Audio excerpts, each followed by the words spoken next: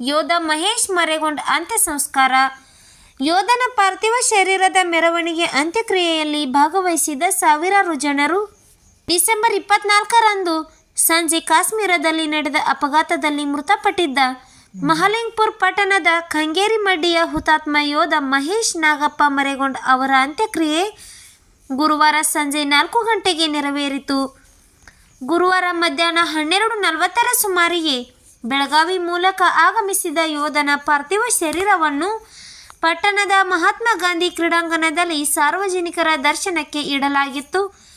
ವಿವಿಧ ಪಕ್ಷಗಳ ರಾಜಕೀಯ ಮುಖಂಡರು, ಅಧಿಕಾರಿಗಳು, ಪಟ್ಟಣದ ವಿವಿಧ ಶಾಲೆಗಳ ಮಕ್ಕಳು ಸೇರಿದಂತೆ ಸಾವಿರಾರು ಜನರು ಅಂತಿಮ ದರ್ಶನ ಪಡೆದರು.